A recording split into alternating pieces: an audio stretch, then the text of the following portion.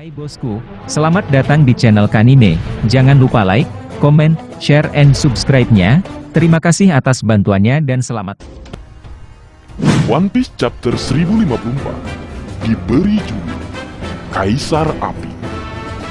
Bagian pertama, ada sampul Weekly Shonen Jump, merupakan kolaborasi dengan majalah Weekly Shonen Sunday untuk merayakan wawancara antara Eiichiro Oda dari One Piece dan Goso Aoyama dari Detektif Conan. Kapten tercinta kita, Monkey D. Luffy, dan Toru Amuro dari Detektif Conan ada di sampul Shonen Jump. Conan Edogawa dan Roronoa Zoro akan muncul di sampul Shonen Sunday.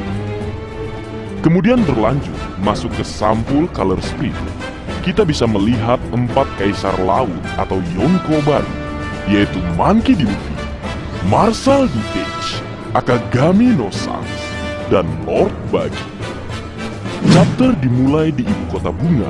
Kinemon dan para Akazaya lainnya memperhatikan bahwa seseorang sedang mendekati ibu kota bunga. Kinemon mengatakan Luffy Dono dan teman-temannya tidak dapat mengetahui apa yang terjadi. Kemudian mereka pergi untuk berurusan dengan penyusup tersebut. Penyusup tersebut tentu kita tahu adalah Ryokugyu. Ryokugyu terus berjalan menuju ibu kota bunga. Dia memikirkan sesuatu. Ryokugyu berkata, kemampuan untuk mempengaruhi orang lain itu sesuatu yang cukup sulit untuk dicapai. Mungkin yang dimaksud adalah tentang Luffy. Tiba-tiba, Raizo, Shinobu, Inuarashi, Denjiro, Nekomamushi, dan Kawamatsu muncul di hadapan Ryokugyu untuk menghentikannya. Ryokugyu berkata, "Samurai, jangan menghalangi jalanku." Raizo mengatakan bahwa pria itu adalah seorang dari angkatan laut, dan Denjiro mengatakan bahwa dialah yang mulai menggunakan kekuatannya, musuh Luffy dari dunia luar. Kemudian Ryokugyu berkata, "Teman-teman, berapa banyak yang kalian ketahui tentang dunia luar? Tenryubito adalah dewa dunia ini. Negara seperti milikmu yang tidak berafiliasi dengan pemerintah dunia tidak memiliki hak. Maaf, tapi begitulah cara dunia bekerja." Admiral Ryokugyu meletakkan tangannya di tanah dan mulai memunculkan semua jenis tanaman untuk menyerang para Akazaya. Kinniku Mori Mori atau hutan terlarang kebencian. Aku adalah pengguna Mori Mori no Mi, seorang manusia hutan. Aku adalah alam itu sendiri, ayah dari semua kehidupan seperti laut. Ketika Ryokugyu mengatakan alam, dia menggunakan kata logia. Ryokugyu masih berbicara, "Aku memberimu pelajaran tentang kemanusiaan. Kita perlu menciptakan makhluk rendah untuk hidup. Semua orang bisa bertahan hidup dengan meremehkan negara-negara non-afiliasi. Diskriminasi adalah apa yang memberi kita stabilitas." Dalam halaman ganda yang mengesankan, kita bisa melihat bahwa Admiral Ryokugyu telah berubah menjadi semacam pohon raksasa dan menyerang Akazaya atau sarung pedang merah dengan cabang dan akar dari semua ukuran. Para sarung pedang merah mencoba tetap melawan, sementara Admiral Ryokugyu melanjutkan pidatonya. Tak terhitung orang yang bisa mati di negara ini, dan tidak ada hukum yang akan dilanggar. Hentikan aku jika kamu bisa. Aku akan membunuh ribuan orang jika perlu untuk menangkap Luffy si topi jerami.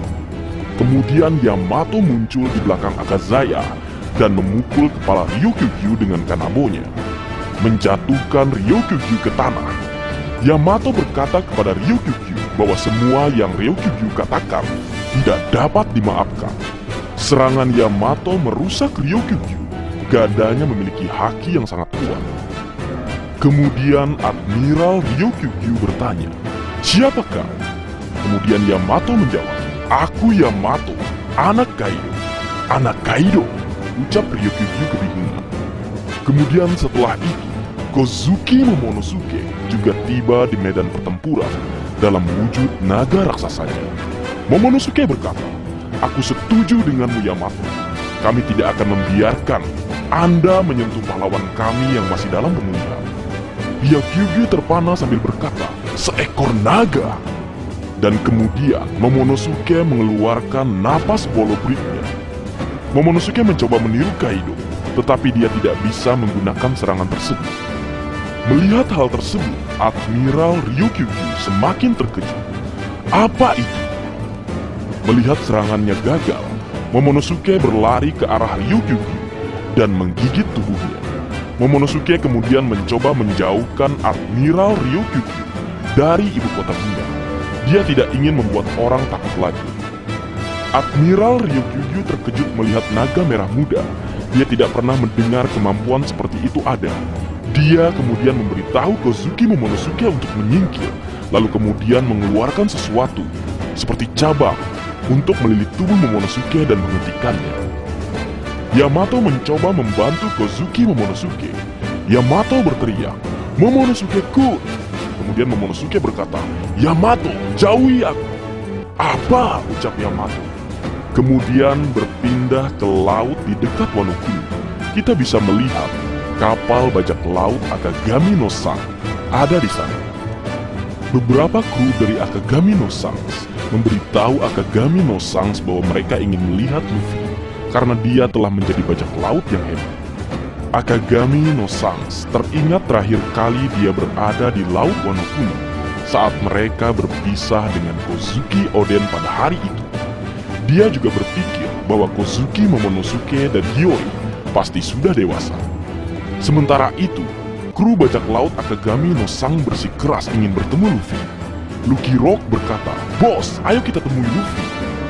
Bang Fox juga berkata, "Luffy benar-benar luar biasa." Yasop berkata, "Tunggu sebentar, aku belum siap mental untuk bertemu Usopp." Dasar Bang Tohib yang meninggalkan istrinya dan juga anaknya. Kemudian Lime Juice berkata, "Apa ini? Kid juga ada di sini. Bukankah dia bertarung melawan kita belum lama ini?" Kemudian Akagami no Sangs melihat poster Bounty Luffy. Sang berkata, "Jadi ini," ucapnya sambil memperhatikan Bounty Luffy. Kemudian sebuah kilas balik atau flashback singkat dimulai. Kapal bajak laut Akagami no Sangs mengejar satu kapal perang angkatan laut. Ben Beckman memberitahu Sangs bahwa ada anggota CP9 di kapal perang, tetapi Sangs tidak peduli dan memerintahkan serangan tersebut. Hushu muda bertanya kepada bajak laut apa yang mereka inginkan, karena tidak ada harta di kapal perang. Hushu bilang mereka hanya memiliki buah iblis yang sangat sedikit. Lalu kita melihat peti dengan Gomu-Gomu Nomi yang kita lihat di One Piece chapter pertama, di mana Luffy mengambil buah tersebut untuk memakannya. Flashback berlanjut dengan Akagami no Sangs mengingat beberapa adegan dengan Luffy di desa Fusa dan momen di mana Sangs mengorbankan lengannya untuk menyelamatkan Luffy. Kembali saat ini kita melihat Akagami no Sangs meraih lengannya yang hilang. Beberapa anggota kru yang tidak berada di kapal ketika bajak laut Akagami bertemu Luffy di masa lalu terkejut mengetahui bahwa bos mereka mengenal Luffy yang saat ini telah menjadi Yonko.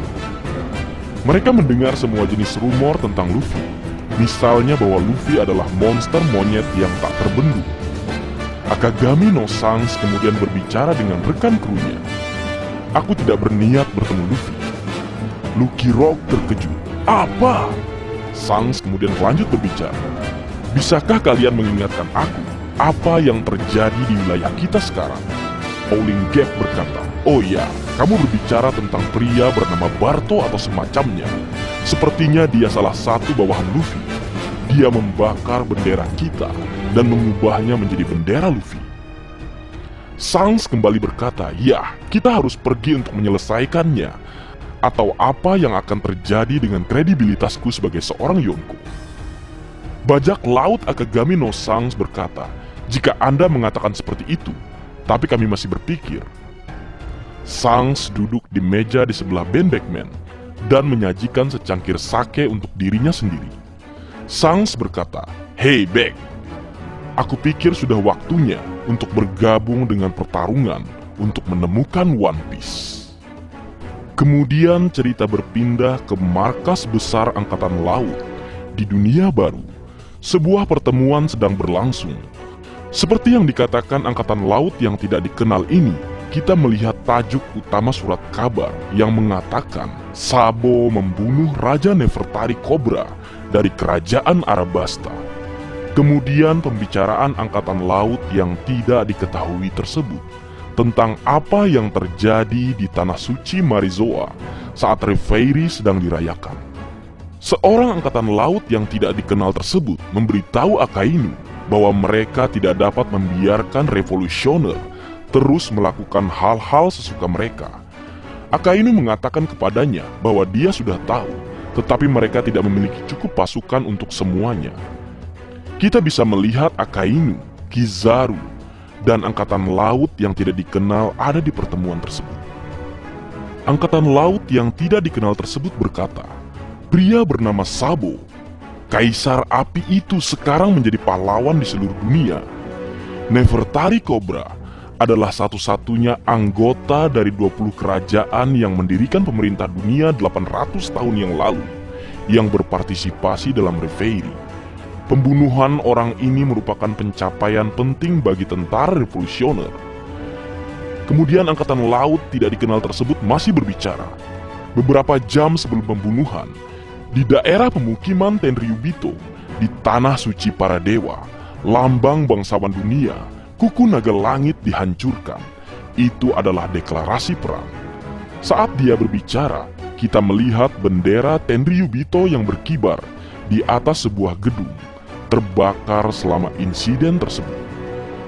Angkatan Laut tidak dikenal kembali berkata, pasukan Angkatan Laut yang dipimpin oleh Admiral Ryukugyu dan Fujitora menghadiri panggilan para bangsawan, tapi pada akhirnya para revolusioner mampu membebaskan Bartolomeu Kuma, mantan anggota tentara revolusioner yang menjadi budak Tenryubito, dan mereka semua lolos.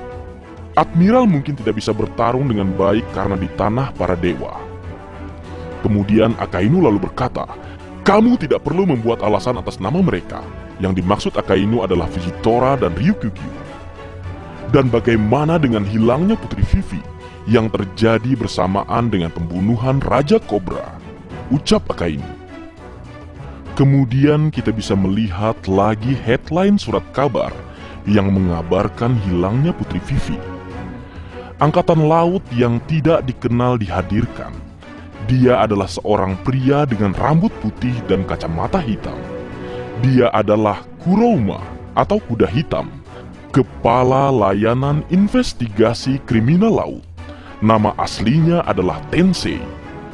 Kurouma berkata, kami masih menyelidiki hilangnya dan kemungkinan hubungannya dengan insiden itu. Akainu lalu berkata, Arabasta mungkin sedang kacau sekarang. Kurouma lanjut berkata, kapal mereka masih di Pelabuhan Merah. Kurasa belum saatnya mereka kembali.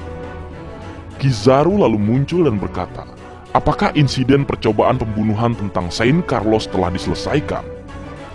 Kurouma menjawab, mengenai Saint Mosga dan bagaimana dia membantu tersangka untuk melarikan diri.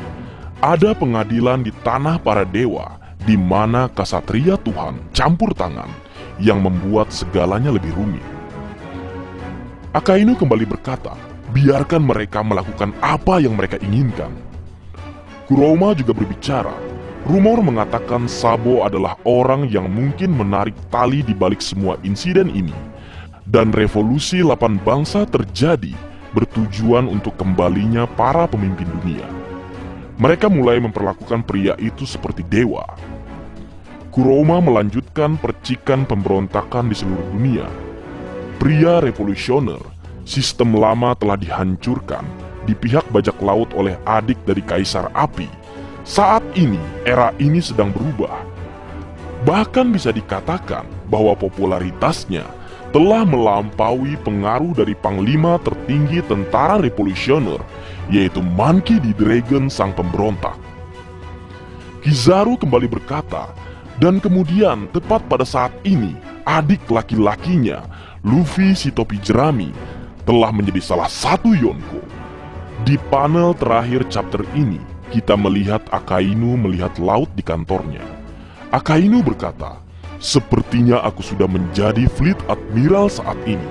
Tapi apapun yang terjadi, aku akan menghabisi mereka semua. Akhir chapter, di halaman ganda terakhir, kita melihat negara dari chapter 1053, di mana gambar raksasa Sabo di sebuah bangunan.